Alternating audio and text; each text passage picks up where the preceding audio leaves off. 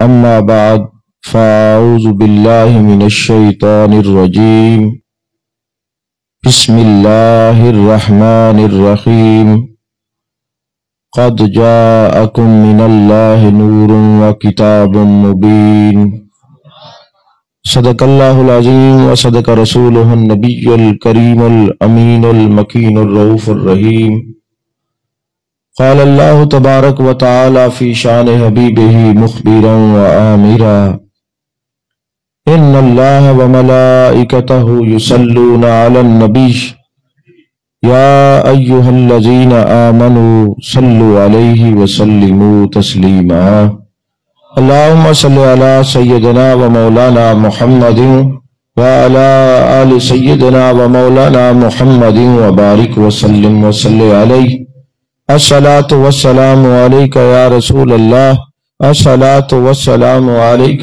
يا حبيب الله الصلاة والسلام عليك يا نبي الله الصلاة والسلام عليك يا خير خلق الله۔ تمام تعریفیں اللہ تبارک و تعالیٰ کے لیے ہیں جو خالق کائنات بھی ہے، مالک شش جہات بھی، جو آد بھی ہے، صمد بھی ہے، جس کی شان لم یلد بھی ہے ولم یولد بھی۔ لا تعداد عدیہ درود و سلام بارگاہ سید الانام، شفیع رحمت، والی امت، شاہ خوباں، جان جانا، شہنشاہ حسینہ، سید سروراں، سیاہ لامکاں، تتیمہ دوراں، سرخیل زہرہ جمالاں، رازدان ما اوہا، شاہد ما تغا، صاحب علم نشرہ، معصوم آمنہ، احمد مجتبہ، حضرت محمد مصطفیٰ صلی اللہ علیہ وآلہ وصحبہ وبارک وسلم کی دربار ناز میں اپنی عقیدتوں، ارادتوں، محبتوں کا خیرات پیش کرنے کے بعد سٹیج پر جلوہ گر علماء کرام، سادات کرام اور میرے سامنے سامعین میں تمام لوگ جو محبوب علیہ السلام کا ذکر سننے اور سنانے کے لیے حاضر ہیں، اللہ ہم سب کو اپنے محبوب کی صحیح معنی میں اتباع کرنے کی توفیق عطا فرما۔ عزیزان محترم،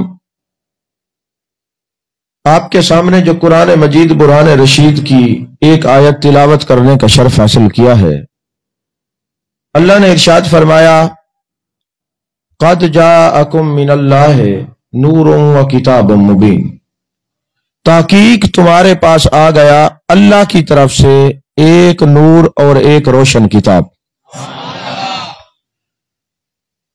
قد جاءکم، آ گیا تمہارے پاس، نور ایک نور۔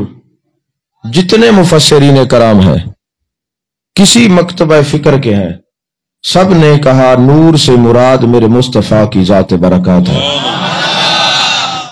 اور کتاب مبین سے مراد قرآن مجید ہے۔ یہ جو ہم کہتے ہیں کہ محبوب آ گئے، یہ قد جاءکم کا ترجمہ ہے، اور آپ یقین فرمائیں جتنے اس وقت مسلمانوں کے اندر کلمہ گو ہیں، کسی مکتبہ فکر کے ہیں، سب نے آمد رسول صلی اللہ علیہ وسلم کے ذکر کا کسی نے انکار نہیں کیا، مسلمانوں میں سے کسی نے انکار نہیں کیا، کیونکہ قد جاءکم تمہارے پاس آ گئے، یہ تو آمد مصطفیٰ ہوئی نا۔ لقد جاءکم تحقیق تمہارے پاس آ گئے، یہ آنے کی ذکر ہے، یہ میرے آقا علیہ السلام کے میلاد کا ذکر ہے، آمد کا ذکر ہے۔ اسی سے ایک مسئلہ یہ بھی معلوم ہوا کہ جب ہمارے دوست بیٹھتے ہیں، وہ ہمارے علماء دوستوں سے سوال کرتے ہیں کہ یار یہ جو تم میلاد مناتے ہو، آمد مصطفیٰ صلی اللہ علیہ وسلم کا ذکر کرتے ہو، بتاؤ یہ لفظ میلاد قرآن میں کہیں لکھا ہوا ہے؟ اگر لفظ میلاد قرآن میں کہیں لکھا ہوا ہے تو آپ میلاد منایا کریں، اور اگر لفظ میلاد نہیں ہے تو پھر آپ کو اپنی ترجیحات پر غور کرنا چاہیے۔ اپنی اصطلاحات پر غور کرنا چاہیے کہ یار ہم جو میلاد مصطفیٰ کرتے ہیں، آمد مصطفیٰ کا جشن مناتے ہیں، ذکر کرتے ہیں، خوشی مناتے ہیں، کہیں ہم قرآن کے خلاف تو نہیں چل رہے؟ کیا قرآن نے ہمیں اس بات کی اجازت دی ہے کہ بیٹھ کے یہی کہا کرو کہ سرکار آ گئے، سرکار آ گئے، سرکار آ گئے؟ تو جب بھی کوئی دوست آپ سے یہ سوال کرے کہ آمد مصطفیٰ کا ذکر کرنا، میلاد مصطفیٰ صلی اللہ علیہ وسلم کا ذکر کرنا کیا یہ قرآن سے ثابت ہے، تو آپ ان سے یہ سوال ضرور کیجئے گا کہ آپ یہ بتائیں اسلام کا بنیادی عقیدہ کیا ہے؟ وہ کہیں گے جی توحید ہے۔ جو توحید کا قائل نہیں، اس کی نماز نہیں قبول ہوتی، اس کا روزہ قبول نہیں ہوتا، اس کی زکوٰۃ قبول نہیں ہوتی، اس کا حج قبول نہیں ہوتا جب تک وہ اللہ کی وحدانیت کا اقرار نہ کر لے۔ تو مجھے یہ بتائیں کہ کیا قرآن پاک میں لفظ توحید ہے؟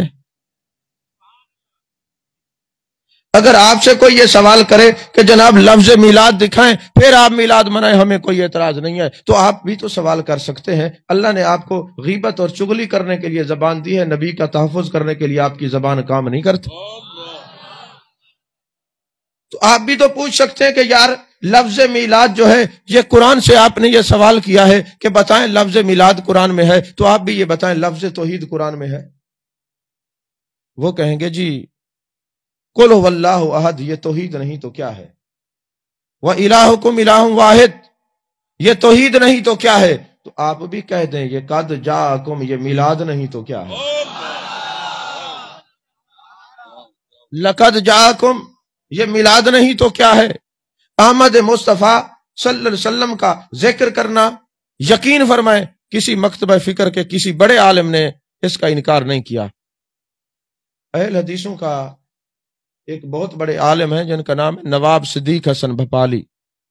وہ نواب صدیق حسن بھوپالی جو ہیں، ان کی کتاب شمامۃ الانبریہ، اس کے اندر وہ لکھتے ہیں مسلمانوں ہر وقت نبی کے میلاد کا ذکر کیا کرو۔ ہر وقت نہیں کر سکتے، ہر روز ایک مرتبہ آمد مصطفیٰ کا ذکر کیا کرو۔ ہر روز نہیں کر سکتے، ہفتے میں کیا کرو۔ ہفتے میں نہیں کر سکتے، مہینے میں کیا کرو۔ مہینے میں بھی نہیں کر سکتے تو کم از کم سال میں میلاد کا ذکر ضرور کیا کرو۔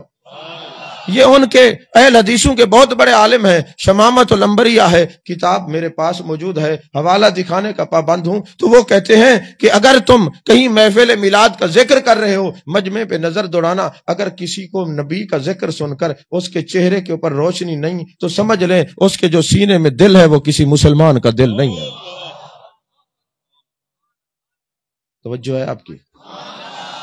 اور مکتبہ فکر دیوبند کے بہت بڑے عالم مولانا اشرف علی تھانوی صاحب نے کتاب لکھی جس کا نام ہے نشر الطیب، بازار سے مل جاتی ہے، کبھی آپ اس کتاب کو لیں، اس کا مطالعہ کریں، پہلے وجہ تالیف پڑھیں کہ انہوں نے یہ کتاب لکھی کیوں ہے۔ وہ فرماتے ہیں ہمارے علاقے کے اندر طاعون کی بیماری پھیلی، لوگ مرنے لگ گئے، بیماریوں میں مبتلا ہو گئے۔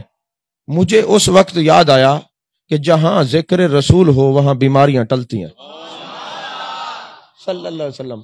مجھے اس وقت یاد آیا کہ جہاں ذکر رسول صلی اللہ علیہ وسلم ہو وہاں بیماریاں ٹلتی ہیں، تو میں نے نشر الطیب اور نبی پاک صلی اللہ علیہ وسلم کی نورانیت پہ کتاب لکھنا شروع کر دی، اور آیت یہی لکھی ہے قد جاءکم من اللہ نور و کتاب مبین۔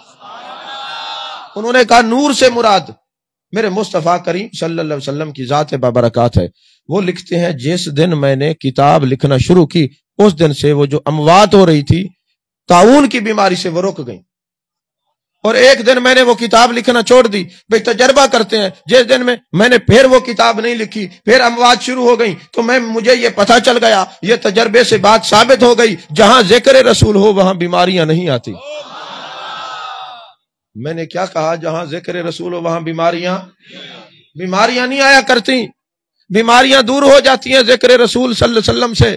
تو لکھتے ہیں کہ جو میں نے کتاب لکھی، ابھی میں کتاب مکمل نہیں کیا کر سکا تھا، طاعون کی بیماری اس علاقے سے چلے گئی اور وہ بیماری وہاں نہیں رہی۔ تو میں آپ سے پوچھتا ہوں اگر کوئی بندہ احمد مصطفیٰ پر، نبی کی نورانیت پر، نبی صلی اللہ علیہ وسلم کی سیرت پر کتاب لکھے تو بیماریاں چلی جاتی ہیں، اگر اسی کتاب کا لکھا ہوا پڑھ لے تو پھر کیسے بیماریاں آ سکتی ہیں؟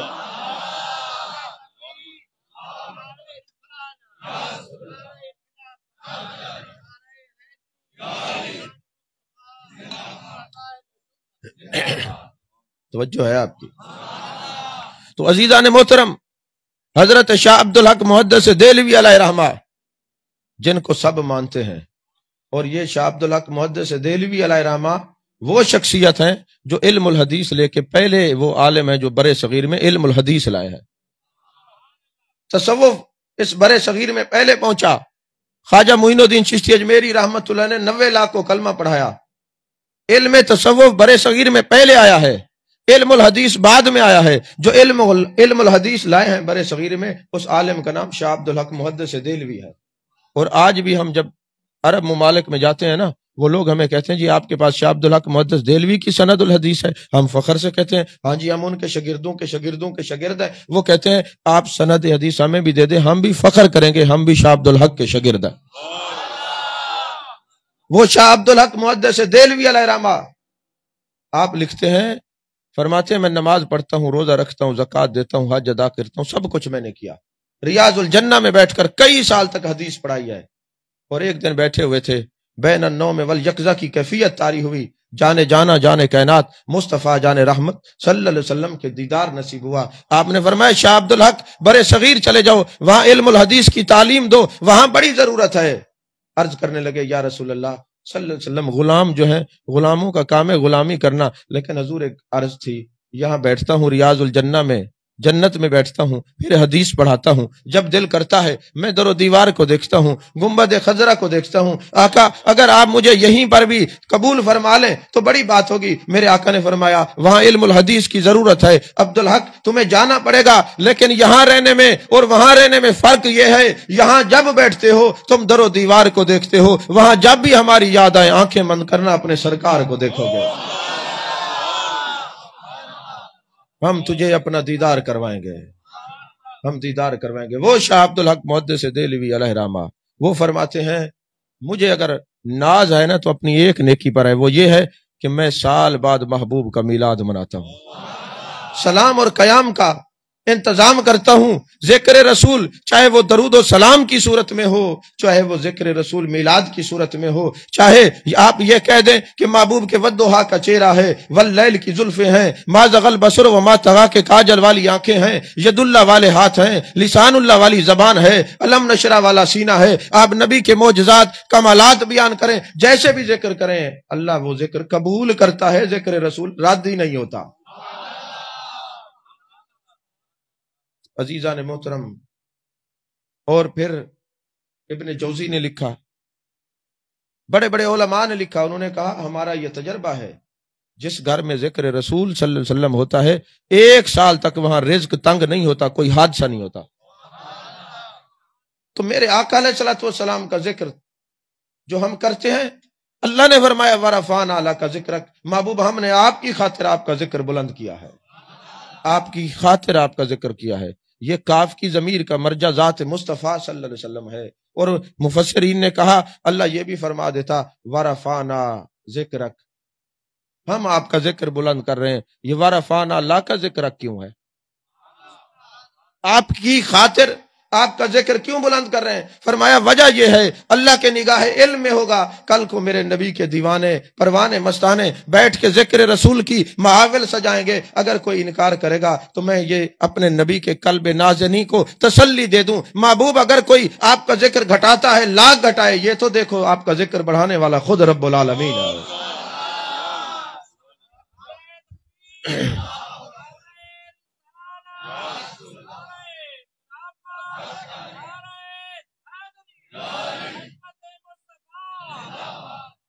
مجھے ایک صاحب کہنے لگے یہ ذکر رسول جو کہاں کرتے ہو کہاں لکھا ہے؟ میں نے کہا ہمارے مقدر میں لکھا ہو، کیونکہ جب ہم قرآن پڑھتے ہیں تو لقد جاءکم رسول من انفسکم پڑھتے ہیں تو یہ آمد مصطفیٰ کا ذکر ہوتا ہے، قد جاءکم من اللہ نور و کتاب مبین پڑھتے ہیں، یہ آمد مصطفیٰ میں یہ آیت ہے۔ تو جب بھی ہم قرآن کی تلاوت کرتے ہیں میلاد تو پڑھا جاتا ہے، تو پھر مومن کے نصیب میں قرآن پڑھنا ہے کہ نہیں ہے؟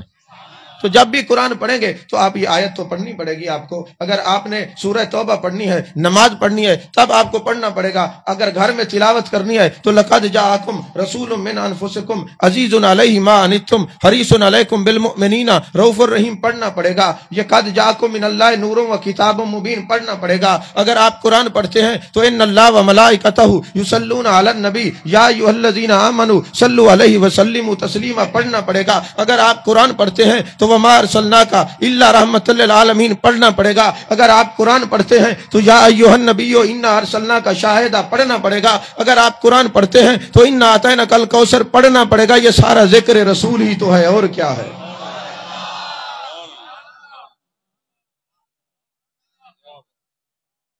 ہاں جہاں پہ کوئی خرافات ہوگی ہم بھی آپ کے ساتھ کھڑے ہیں، روکیں گے. مکھی ناک پہ بیٹھ جائے تو ناک نہیں کٹوایا جاتا، مکھی اڑانے کا بندوبست کیا جاتا ہے. مسجد سے جوتیاں چوری ہوں گی تو مسجد کو تالا نہیں لگایا جائے گا، جو خرافات ہیں اس کو روکا جائے گا. جہاں کوئی عورتیں مرد بیٹھی ہوں گی اور اکٹھے کہیں پروگرام ہو ہوگا، ہم بھی آپ کے ساتھ کھڑے ہیں، مخالفت کریں گے. جہاں پہ کوئی غیر شرعی حرکات ہوں گی وہاں بھی ہم آپ کے ساتھ کھڑے ہیں، روکیں گے. یہ جو چیز ناجائز ہے وہ ناجائز ہے، لیکن جو جائز ہے اس کا تو انکار نہ کرو نا. عزیزان محترم، اللہ نے فرمایا قد جاءکم من اللہ نور و کتاب مبین. تحقیق البتہ پکی بات ہے، جاءکم من اللہ نور و کتاب مبین، ایک نور اور کتاب مبین. اب سوال یہاں پیدا ہوتا ہے، کون آیا ہے، کہاں سے آیا ہے، کس لیے آیا ہے. اگر کسی کے گھر میں کوئی مہمان آیا ہو اور 2-4 دن ٹھہرے تو سوال ہوتا ہے یار یہ کون ہے، کہاں سے آیا ہے، کس لیے آیا ہے، اکیلا ہے یا ساتھ کوئی اور بھی ہے. لیکن اگر مہمان ایسا آیا ہو جو چاند کے 2 ٹکڑے کر کے دکھائے، جو اپنی 5 انگلی سے چشمے نکال کے دکھائے، جو جناب والا سورج کو لوٹا دے، جو پتھروں کو کلمہ پڑھا دے، پھر ایسا مہمان ہو تو یقینی سی بات ہے وہ کہیں اور سے نہیں آیا، من اللہ ہے، اللہ کی طرف سے آیا، اللہ کی طرف سے آیا ہے. اچھا یہاں مفسرین کرام فرماتے ہیں کہ یہ کیوں ہے، اللہ نے کیوں فرمایا یہ میری طرف سے آیا ہے؟ فرمایا کوئی اس کی عظمت میں کمی نہ کرے، یہ دیکھو بھیجنے والا کون ہے.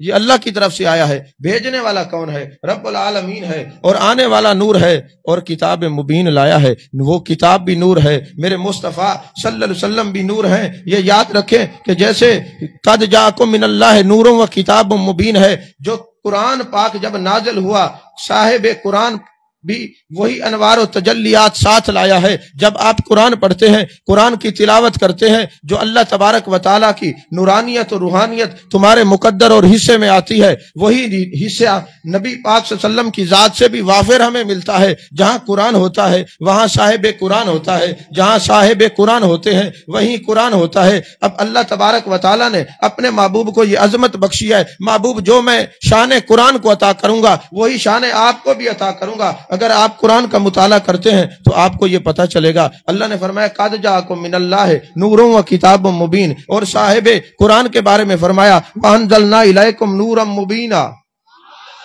وہ کتاب بھی نور ہے، صاحب کتاب بھی نور ہے. اور قرآن کے بارے میں فرمایا وَإِنَّهُ لَكِتَابٌ عزیز، یہ جو کتاب ہے یہ عزیز کتاب ہے، یہ بڑی پیاری کتاب ہے. اب یہ کتاب بھی عزیز ہے. اور جانا کے بارے میں فرمایا لَقَدْ جَاءَكُمْ رَسُولٌ مِّنْ أَنفُسِكُمْ عَزِيزٌ عَلَيْهِ مَا عَنِتُّمْ حَرِيصٌ عَلَيْكُمْ بِالْمُؤْمِنِينَ رَءُوفٌ رَحِيمٌ. اور قرآن کے بارے میں فرمایا وَالْقُرْآنِ الْعَظِيمِ، یہ قرآن عظیم ہے. محبوب کے بارے میں فرمایا وَإِنَّكَ لَعَلَىٰ خُلُقٍ عظیم.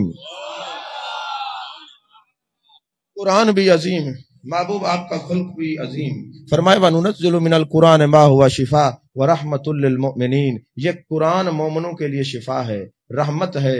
یہ مومنوں کے لیے شفا اور رحمت ہے، یہ مومنوں کے لیے شفا اور رحمت ہے. مجھے ایک بات یاد آئی، حضرت نصیر ملت رحمت اللہ علیہ، آپ فرماتے ہیں مجھے ایک بندہ ملنے کے لیے آیا، یہ آپ جو تھکے بیٹھے ہیں آپ کی تھکاوٹ دور کرنے کے لیے بات سنا رہا ہوں. ایک بندہ ملنے کے لیے کہنے لگا حضرت میرے سر میں درد ہے، دم کر دیں. میں نے سورہ فاتحہ پڑھی، دم کر دی، وہ چلا گیا. اب اس کو نہ درد تھا، اس کو تو کوئی اور درد تھا، سر کا درد نہیں تھا. عظمت اولیاء کا منکر جو، اس کو تو عقیدے میں کوئی اور درد ہو سکتا ہے نا جی، تو درد کوئی اور تھا، اس نے کہا میرے سر میں درد ہے، تو وہ آیا حضرت دم کر دیں، فرماتے ہیں میں نے سورہ فاتحہ پڑھی، اور سورہ فاتحہ شفا ہے، اس کا نام شفا اللہ نے خود رکھا ہے، اس کے محبوب نے رکھا ہے، سورۃ فاتحہ مریض پہ پڑھی جائے، اور میرے آقا نے فرمایا جس کو کوئی ایسی بیماری لگ جائے کہ جس کا علاج نہ ہو، وہ صبح فرض اور سنتوں کے درمیان 41 مرتبہ سورہ فاتحہ پڑھے، اللہ اس کو شفا عطا فرمائے گا۔ توجہ ہے آپ کی؟ تو فرماتے ہیں میں نے دم کیا، وہ چلا گیا۔ اب اس کا مقصود جو تھا وہ دم کرانا نہیں تھا، کوئی اور بات تھی۔ اگلے دن آیا، کہنے لگا حضرت آپ اتنے بڑے پیر مہر علی شاہ کی اولاد میں سے پوتے ہیں، آپ نے مجھے دم کیا اور مجھے تو کوئی سکون نہیں ہوا، مجھے کوئی آرام نہیں ہوا۔ تو فرمانے لگے میرے دل نے کہا یار چھوڑو، یہ عجیب آدمی ہے، اس کو میں کیا بتاؤں، لیکن میں نے کہا یہ جہاں بیٹھے گا وہی کہے گا کہ جناب اس نے دم اثر نہیں کیا، ان کے دم جو ہے اس میں اثر نہیں۔ تو میں آگے بھی تو نصیر الدین تھا، انہوں نے کہا بات یہ ہے، اللہ فرماتے وَنُنَزِّلُ مِنَ الْقُرْآنِ مَا هُوَ شِفَاءٌ وَرَحْمَةٌ لِّلْمُؤْمِنِينَ، یہ مومن کے لیے شفا اور رحمت ہے، لہٰذا ماں تینوں مومن سمجھ کے دم کیتا، ماں کے پتہ تو کیڑاڑ ہے، تینوں دم اثر ہی نہیں کردا۔ نہیں سمجھ آئی؟ آپ قرآن کو یقین کے ساتھ پڑھیں تو صحیح، آپ کو پتہ تو چلے نا کہ جو قرآن جو ہے وہ رحمتیں لے کے آیا ہے، وہ قرآن رحمتیں لے کے آیا ہے، قرآن شفقتیں لے کے آیا ہے، قرآن شفا لے کے آیا ہے۔ اب یہ قرآن جو ہے وہ بھی رحمت ہے، اور میرے آقا بھی وما ارسلناک الا رحمۃ للعالمین، میرے آقا بھی رحمت للعالمین ہے۔ اور اللہ نے فرمایا انا انزلناہ فی لیلۃ القدر، ہم نے اس قرآن کو رات میں نازل کیا، اور محبوب بھی رات کو تشریف لائے، قرآن بھی رات کو نازل ہوا، اور یہ صاحب قرآن، اور جہاں قرآن آیا فرشتے ساتھ آئے، جہاں قرآن آیا فرشتے ساتھ آئے، جہاں قرآن ہوتا ہے وہاں فرشتوں کا بڑا گہرا تعلق ہے۔ دیکھیں نا حضرت اسید بن حضیر رضی اللہ تعالیٰ عنہ فرماتے ہیں میں اپنے گھر میں بیٹھا تھا، سورہ کہف کی تلاوت کر رہا تھا، میرا ایک بچہ سو رہا تھا جس کا نام یحییٰ تھا، جیسے ہی میں نے سورہ کہف پڑھنا شروع کی تو گھوڑا بندھا ہوا تھا، وہ بدکنے لگا، اس پر عجیب کیفیت طاری ہو گئی۔ میں اپنی زبان میں کہتا ہوں جب قرآن اتنے سوز میں پڑھ رہے تھے کہ گھوڑے پر واجد طاری ہو گیا، فرماتے جب اس پہ واجد طاری ہوا میں حیران ہوا، میں نے وہ تلاوت بند کر دی، گھوڑا آرام سے کھڑا ہو گیا، پھر تلاوت شروع کرتا ہوں، پھر وہی کیفیت گھوڑے میں پیدا ہو جاتی ہے، میں تلاوت بند کرتا ہوں، اس کو بھی سکون آ جاتا ہے۔ صبح میں جانا کے پاس گیا، جانے کائنات کے پاس گیا، مصطفیٰ جان رحمت کے پاس گیا، میرے آقا تشریف فرما تھے، میں نے ہاتھ جوڑ کے عرض کی یا رسول اللہ عجیب معاملہ ہوا ہے۔ فرمانے لگے ہوا کیا ہے بتاؤ تو صحیح۔ آقا میں کلام پڑھتا تھا، گھوڑا بدک جاتا تھا، فرمایا وہ بدکتا نہیں تھا، قرآن جب تو پڑھتا ہے، جہاں قرآن پڑھا جاتا ہے اس کی صیغت کے ساتھ پڑھا جاتا ہے، اصول تجوید کے ساتھ پڑھا جاتا ہے، وہاں پہ اللہ کی رحمتیں آتی ہیں اور فرشتے نازل ہوتے ہیں۔ ارے تیرا گھوڑا فرشتوں کو دیکھ دیکھ کے واجد میں آ رہا تھا، وہ بدکا ہوا نہیں تھا۔ تو جہاں قرآن پڑھا جاتا ہے وہاں فرشتے آتے ہیں، جہاں فرشتے آتے ہیں وہاں اللہ کی رحمت آتی ہے، اور جہاں قرآن ہو وہاں فرشتے، اور جہاں صاحب قرآن ہو۔ میرے آقا نے فرمایا مشکات شریف کے اندر، شرح مشکات کے اندر یہ حدیث لکھی ہوئی ہے، شاہ عبدالحق محدث دہلوی نے فرمایا میرے آقا جانے کائنات صلی اللہ علیہ وسلم فرماتے ہیں کہ یہ فرشتے میرے پاس آتے ہیں، جب میں دنیا سے چلا جاؤں گا 70,000 فرشتہ صبح میری دربار پہ حاضر ہوگا، 70,000 فرشتہ شام کو حاضر ہوگا، جو ایک مرتبہ میری بارگاہ میں آئے گا قیامت تک ان کی حاضری نہیں لگے گی۔ اسی لیے تو کسی نے کہا ہے کہ جب انسان کا درجہ ہے اشرف المخلوقات ہے، فرشتے تو بارگاہ رسالت مآب میں ایک بار آتے ہیں، یہ انسان کا مقدر ہے، یہ بار بار روضہ رسول پہ جایا کرتا ہے۔ توجہ ہے آپ کی؟ یہی وجہ ہے میرے مصطفیٰ کریم صلی اللہ علیہ وسلم نے فرمایا کہ جب کوئی دنیا کی کسی مسجد کے اندر جاؤ نا، دنیا میں کسی مسجد میں، بیت اللہ شریف جاؤ، اسماعیل آباد کی مسجد ہو، ملتان کی مسجد ہو، کسی اور جگہ کی مسجد ہو، جہاں بھی جاؤ نا کوشش کرو امام کے دائیں سائڈ پہ کھڑا ہوا کرو، وہاں ثواب زیادہ ملتا ہے، یہ آپ کا فرمان ہے۔ لیکن ایک بات یاد رکھنا، جب مسجد نبوی میں آنا نا تو پھر امام کی بائیں سائڈ پہ زیادہ ثواب ملتا ہے۔ اٹھائیں آپ مشکات، شرح مشکات شریف، اشاۃ اللمات اٹھائیں، اس کے اندر یہ حوالہ میں دے رہا ہوں۔ میری عادت ہے میری تقریر حوالے کی وجہ سے زیر بار رہتی ہے، میں بغیر حوالہ بات ہی نہیں کرتا، جو چیز نہ پڑھوں میں کبھی کسی کے سامنے دھوکہ نہیں کرتا، ایسی ہوائی بات نہیں، جو پڑھوں گا وہی سناؤں گا۔ عزیزان محترم، میرے آقا نے فرمایا جب میری مسجد میں آنا نا تو بائیں سائڈ پہ کھڑے ہونا۔ اچھا، بعض علماء نے لکھا اس لیے میرے آقا نے فرمایا کہ میرا روضہ بائیں طرف ہے، اس لیے ثواب زیادہ ہے۔ میں نے کہا نہیں، یہ بات تو اپنی جگہ ہوگی، بات کچھ اور ہے۔ جب میرے آقا نے فرمایا کہ جب میری مسجد میں آنا تو بائیں سائڈ پہ کھڑے ہونا، اس وقت تو روزہ نہیں بنا تھا۔ میرے آقا تو حیات تھے، ظاہری طور پہ آپ جلوہ گر تھے، آپ نے اس وقت فرمایا کہ جو مسجد نبی میں آئے بائیں طرف آ کے کھڑا ہو اس کو زیادہ ثواب ملے گا۔ یہ خاصہ صرف مسجد نبی شریف کا ہے۔ بات دراصل یہ ہے، میرے آقا نے بتایا لوگو جب تمہاری مسجد میری مسجد کی مانند نہیں ہو سکتی، تم میری مانند کیسے ہو سکتے ہو؟ آپ کو بات سمجھ نہیں آئی؟ اگر سمجھے تو زور سے کہہ دیں سبحان اللہ۔ ایک عاشق زار جاتا ہے نا مدینے میں، تو وہاں دیکھتا ہے، پہلی دفعہ حاضری نصیب ہوتی ہے تو دیکھتا ہے کہ میرے آقا کا روزہ جو ہے وہ امام کے بائیں طرف ہے۔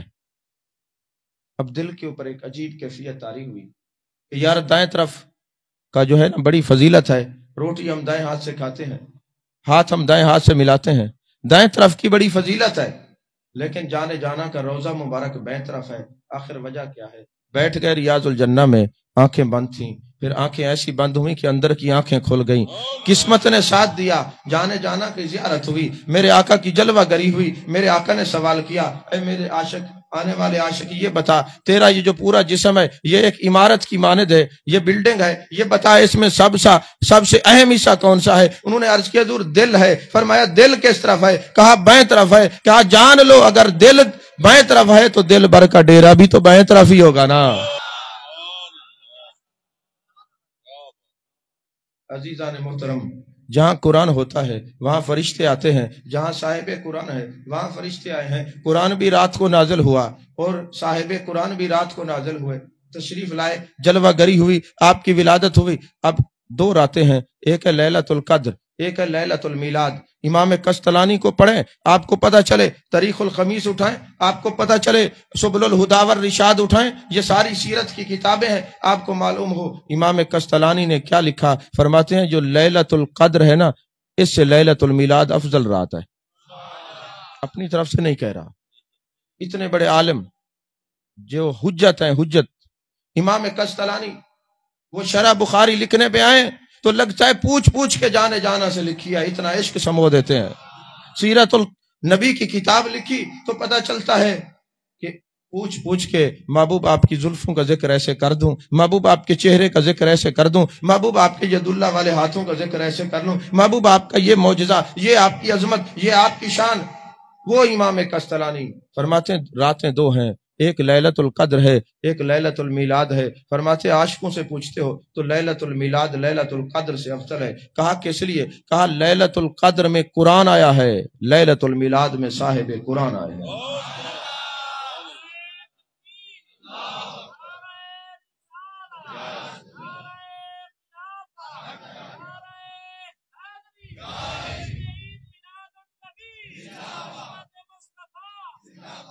ایک علمی بات کہنے لگوں، اللہ کرے آپ کو سمجھ آ جائے، میں آسان کر کے سمجھاؤں گا۔ جامعہ الازہر میں نا کہرہ یونیورسٹی میں اعلی حضرت کے نام کی چیئر قائم ہوئی۔ وجہ کیا بنی؟ انہوں نے کہا جامعہ الازہر کہرہ یونیورسٹی میں ہم نے جو اعلی حضرت فاضل بریلوی علیہ رحمہ کے لیے یہ حال بنایا، یہ چیئر قائم ہوئی ہے نا، اس کا سبب یہ ہے کہ امت کے اندر نا کئی سو سال سے، کم از کم 1000 سال سے ایک بحث چلی ہوئی تھی کہ قرآن افضل ہے یا صاحب قرآن افضل ہے۔ جیسے آج کل کل خانی جائز ہے ناجائز بحث ہوتی ہے نا، نورانیت اور بشریت پر بحث ہوتی ہے کہ نہیں ہوتی، میلاد پہ ہوتی ہے، مختلف مکاتب کے لوگ ایک دوسرے سے بحثیں کرتے رہتے ہیں نا۔ اور میں آپ کو کہوں یہ بحثیں دین کا حسن ہے، ذاتیات پہ نہ لجایا کریں، لڑنا نہیں ہے، کسی کے بارے میں بغض نہیں کرنا، لڑتے وہ ہیں جن کے پاس دلائل نہیں ہوتے۔ یہ اختلاف امتی رحمت، یہ امت رحمت ہے، یہ حسن ہے۔ ذاتیات پہ نہ جائیں، بد زبانی نہ کریں، گالی گلوچ وہ دیں گے مد مقابل کو جس کے پاس علم نہیں ہوگا، جس کے پاس علم ہوگا وہ دلیل سے بات کرے گا، وہ قرآن سے بات کرے گا، حدیث سے بات کرے گا۔ انہوں نے کہا چیئر قائم کرنے کا مقصد یہ تھا، اس امت کے اندر 1000 سال یہ بحث لگی رہی قرآن افضل ہے یا صاحب قرآن افضل ہے، تو ایک مرد جری، عاشق رسول، قاطع رافضیت و نجدیت و قادیانیت و منافقت، اعلیٰ حضرت فاضل بریلی کے پاس لوگ آئے، علماء حضور 1000 سال سے باتیں چل رہی ہیں، اس کے بارے میں آپ کچھ جواب دیں۔ جب آپ سے استفسار کیا گیا، فتویٰ طلب گیا، آپ نے کہا بات دراصل یہ فتویٰ لکھا وہ کافی صفحوں پر ہے، میں اس کا ایک خلاصہ عرض کرنے لگا۔ آپ نے فرمایا قرآن کی 2 حیثیتیں ہیں، ایک قرآن لفظی ہے، ایک قرآن نفسی ہے۔ میں یوں آپ کو کہہ دوں، قرآن کی ایک حیثیت یہ ہے کہ آپ کے سامنے کتاب کی صورت میں ہے، یہ جو گتا ہے اور یہ جو کاغذ ہے، یہ جو روشنائی ہے، یہ حادث ہے، قدیم نہیں ہے۔ یہ کیا ہے؟ حادث ہے، اور جو حادث ہوتا ہے وہ قدیم نہیں ہوتا، اور جو حادث ہوتا ہے وہ کیا ہوتا ہے؟ مخلوق ہوتا ہے، اور جو مخلوق ہے تو تمام مخلوق سے افضل میرے آقا کریم صلی اللہ علیہ وسلم ہے، کیونکہ آپ رحمت للعالمین ہے، اللہ رب العالمین ہے، تو جو مخلوق ہے اس سے میرے آقا افضل ہیں۔ اور ایک کلام ہے جس کی حیثیت یہ ہے کہ وہ میرے آقا کے قلب نازنی پر اترتا ہے، اور یہ اللہ کی صفت ہے، اور جو صفت اور کلام ہوتا ہے وہ مخلوق سے افضل ہوتا ہے۔ تو 2 حیثیتیں ہیں، ایک وہ حیثیت جو قلب نازنی پر اترتی ہے، ایک وہ حیثیت جو ہاتھ میں لے کر آپ قرآن پڑھتے ہیں۔ یہ قرآن، یہ جو ہاتھ میں ہے اس سے میرے آقا افضل ہیں، اور وہ جو دل پر اترتا ہے وہ کلام افضل ہے۔ تو جب آپ نے یہ بات کی، فتویٰ دیا، آپ اتنے بڑے ہو گئے ہیں، بزرگ بیٹھے ہیں، مجھے بتائیں آج آپ نے یہ کبھی کئی بات سنی ہے؟ ہمیشہ کے لیے بحث کا دروازہ بند ہو گیا۔ اسی لیے اللہ نے فرمایا فَاسْأَلُوا أَهْلَ الذِّكْرِ إِن كُنتُمْ لَا تَعْلَمُونَ، تم اہل ذکر سے سوال کرو اگر تمہیں پتہ نہ ہو کسی بات کا۔ تو فرماتے ہیں ہم چیئر اس لیے قائم کر رہے ہیں، اس بندے نے امت پر یہ احسان کیا ہے کہ ایسے ایسے سوالات کے جوابات دیے ہیں جہاں باقیوں کا مناطق بند ہو جاتا ہے، ان کو بولنے کی کہ صلاحیت ختم ہو جاتی ہے۔ اس مرد کلندر نے، ظاہر سی بات ہے، عشق ایک ایسی دولت ہے، عشق ایک ایسی دولت ہے جو ہر ایک کو میسر نہیں آتی۔ تو کہتے ہیں ہم نے یہ جو دروازہ بند ہوا اس وجہ سے جامع ازہر میں چیئر قائم کر رہے ہیں۔ یہاں ایک اور بات اور بھی عرض کروں، اللہ نے فرمایا فَاسْأَلُوا أَهْلَ الذِّكْرِ إِن كُنتُمْ لَا تَعْلَمُونَ، اگر تمہیں کوئی بات سمجھ نہ آئے اہل ذکر سے پوچھو، یہ نہیں فرمایا اہل علم سے پوچھو۔ کیوں کی بلا؟ تو اہل ذکر سے کیوں فرمایا، اہل علم سے کیوں نہیں فرمایا؟ تو اس کا جواب مفسرین نے دیا۔ بات یہ ہے، اللہ فرماتے فَاذْكُرُونِي أَذْكُرُكُمْ، تم میرا ذکر کرو میں تمہارا ذکر کروں گا۔ یہ کیسے ہو سکتا ہے غلام آقا کا ذکر کریں اور آقا غلاموں کو یاد نہ کریں؟ تو یہ تو قرآن کے خلاف ہے۔ فَاذْكُرُونِي أَذْكُرُكُمْ، تم میرا ذکر کرو میں تمہارا ذکر کروں گا۔ میں اس لیے کہہ رہا ہوں کہ میرے آقا علیہ الصلوۃ والسلام اللہ کی صفت کاملہ سے متصف ہیں۔ جو محبوب کا ذکر کرتا ہے، اللہ تبارک و تعالیٰ کے محبوب اس کا ذکر کرتے ہیں۔ ذکر کا معنی یاد کرنا، جیسے کہتے ہیں نا تھوڑی دیر پہلے آپ کا ذکر ہو رہا تھا، یعنی ہم آپ کو یاد کر رہے تھے۔ جو بندہ خدا کو یاد کرتا ہے خدا اسے یاد کرتا ہے۔ اگر یہ محفل میں یاد کرے وہ فرشتوں کی محفل میں یاد کرتا ہے، اگر یہ تنہائی میں یاد کرے وہ تنہائی میں یاد کرتا ہے۔ جیسے جیسے تمہاری یاد کا طریقہ ہوگا ویسے ویسے اللہ تمہیں یاد کرے گا، اس کے محبوب تمہیں اسی طرح یاد کریں گے۔ تو فرماتے فَاسْأَلُوا أَهْلَ الذِّكْرِ إِن كُنتُمْ لَا تَعْلَمُونَ۔ یہ کیوں فرمایا اہل ذکر سے پوچھو، یہ نہیں فرمایا اہل علم سے پوچھو؟ کہا بات یہ ہے علم والے کبھی کبھی بھول بھی جاتے ہیں، نسیان بھی ہو سکتا ہے، بھول بھی سکتے ہیں۔ جو اہل ذکر ہوتے ہیں وہ ذکر کر کر کے اس درجے پر پہنچ جاتے ہیں، جانے جانا کی مجلس میں جلوہ گر رہتے ہیں، مقام حضوری پر پہنچ جاتے ہیں۔ عالم بھول بھی سکتا ہے، ذاکر بھولتا نہیں ہے، بھول جائے تو جانے جانا سے پوچھ کے بتا دیتا ہے۔ اس لیے فرمایا فَاسْأَلُوا أَهْلَ الذِّكْرِ۔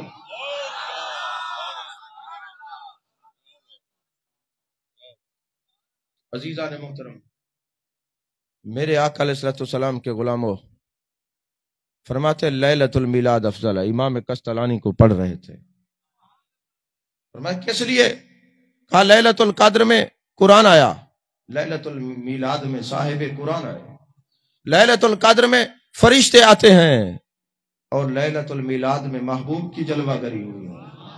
اور فرمایا قرآن مومنوں کے لیے رحمت ہے، اور میرے آقا سارے جہانوں کے لیے رحمت ہے۔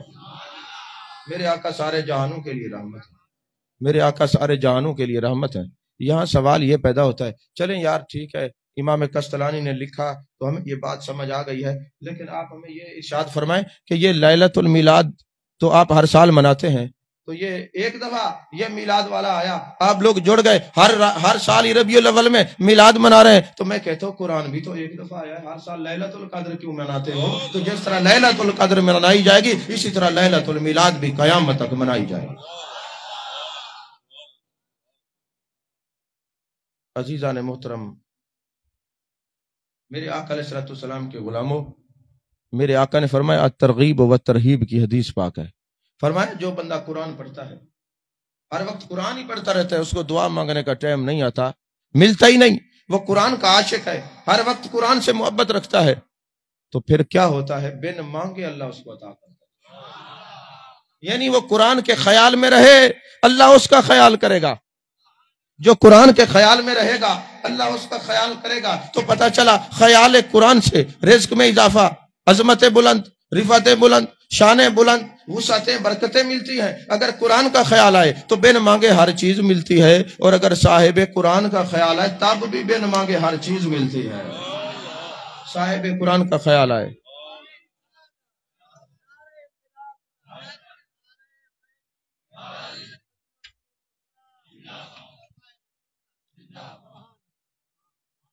صاحب قرآن کے خیال سے بھی عظمتیں ملتی ہیں۔ ایک بادشاہ تھے جن کا ذکر قاضی ایاز نے شفا شریف میں کیا ہے۔ قاضی ایاز مالکی رحمۃ اللہ علیہ، اور خراسان کا بادشاہ تھا، عمر بن لیث اس کا نام تھا، مسلمان تھا۔ ایک دن ایسا ہوا کہ کسی کے ساتھ جنگ کے لیے جا رہا تھا، بڑے قیمتی گھوڑے، لشکر اور بڑے بڑے لڑاکا سپاہی موجود تھے۔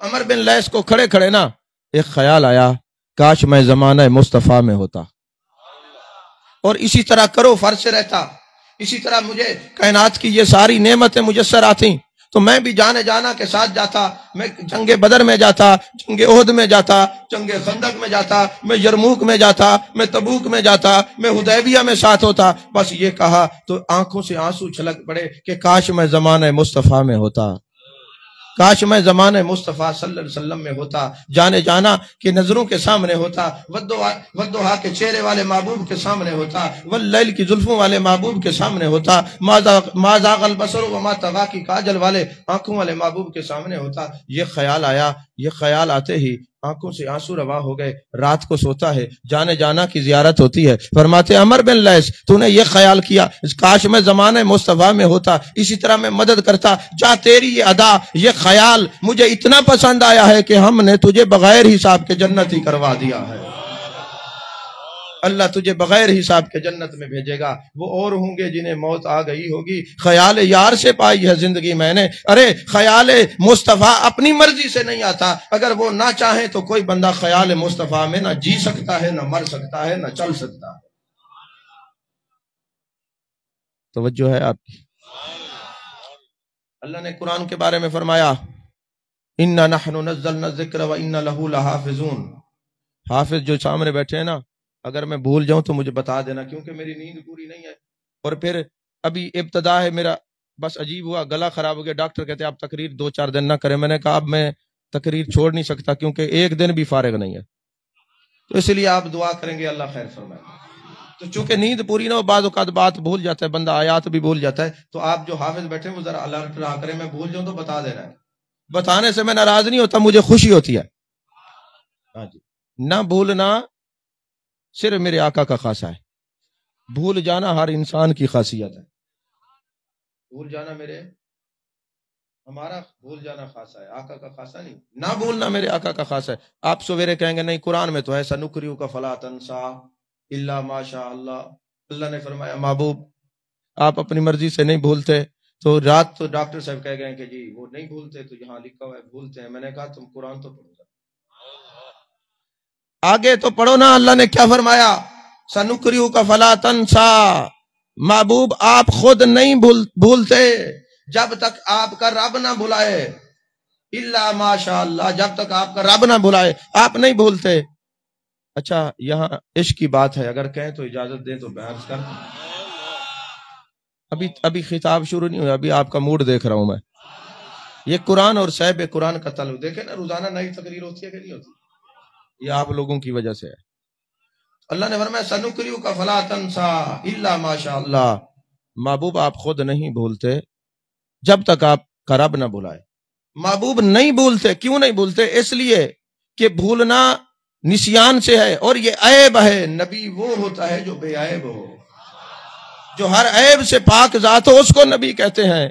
تو نہ بھولنا جو ہے محبوب کا خاصہ ہے، اور اگر کوئی بھولتا ہے تو یہ نسیان ہے، انسان کا خاصہ ہے، انسان سے بھول چوک ہوتی ہے۔ میرے آقا تو کامل انسان ہے۔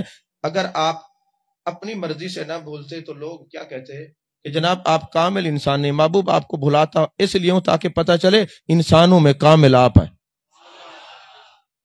اور ایک اور وجہ بھی ہے جو محبوب کو رب بلاتا ہے، اور وجہ بھی ہے۔ وہ کیا وجہ ہے؟ جانے کائنات صلی اللہ علیہ وسلم نماز پڑھا رہے تھے اور میرے آقا نے 2-3 آیات چھوڑ دی۔ آج کا کوئی قاری صاحب ہوتا نا تو وہیں کھڑا ہو کے گال پڑ جاتا، جی آپ نے آیات چھوڑ دی، نماز نہیں ہوئی۔ جیسے آج کل انتظامیہ ذلیل کرتی ہے علماء کو، عجیب حیرت ہے۔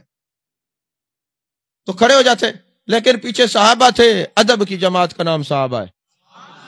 ادب والوں کو میرے آقا کے صحابہ کہا جاتا ہے۔ میرے آقا نے فرمایا سب سے پہلے جس نے اس امت کے اندر قرآن حفظ کیا اس کا نام کیا ہے؟ حضرت ابی بن کعب رضی اللہ تعالیٰ عنہ۔ معلومات بھی رکھا کریں۔ امت میں سب سے پہلا قرآن کا حافظ حضرت ابی بن کعب ہے، پہلا قاری ابو سعید خدری ہے، پہلا خطیب حضرت صدیق اکبر ہیں، پہلے مفتی حضرت زید ہیں، امت کے استاد جو ہیں حضرت عبداللہ بن مسعود ہیں۔ یہ میرے محبوب کی شانیں ہیں، جس کو اپنی شانوں سے نواز دیں۔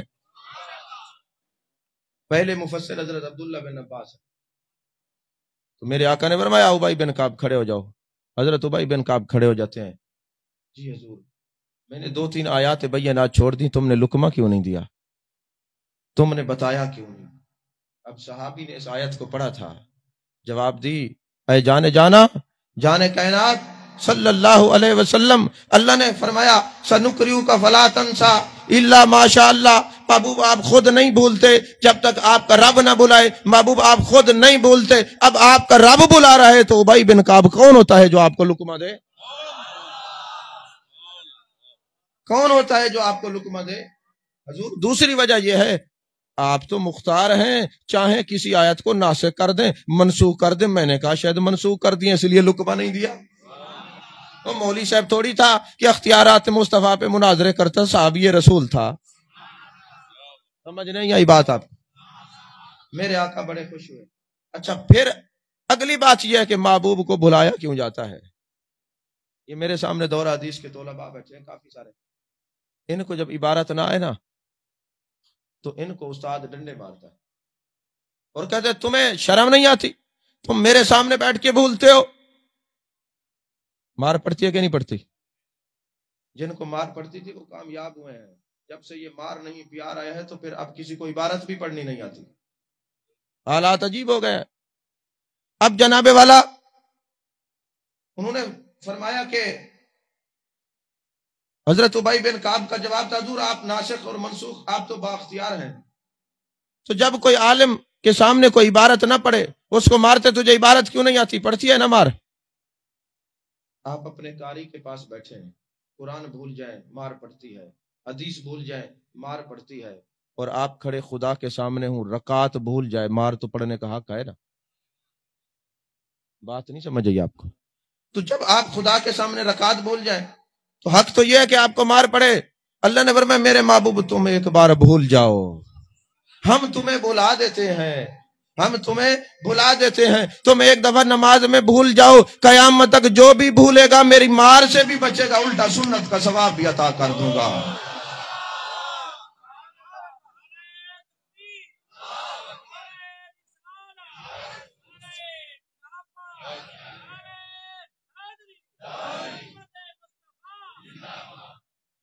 اس لیے محبوب کو بلایا جاتا ہے۔ تو میں کہ یہ کہنے دیجئے محبوب ہمارے لیے بھولتے ہیں، ہاں یہ اصل بات ہی ہے۔ تو یہ یاد رکھیں، اللہ نے قرآن میں فرمایا اِنَّا نَحْنُ نَزَّلْنَا الذِّكْرَ وَإِنَّا لَهُ لَحَافِظُونَ، ہم نے قرآن کو اتارا، ہم ہی قرآن کے محافظ ہیں۔ اور اللہ نے فرمایا وَاللَّهُ يَعْصِمُكَ مِنَ النَّاسِ، محبوب ہم نے آپ کی حفاظت بھی اپنے ذمہ لی ہے، تو قرآن کی حفاظت بھی میرے آقا کی ذمہ، اللہ کے ذمہ ہے، اور میرے آقا کی حفاظت بھی اللہ کے ذمہ ہے۔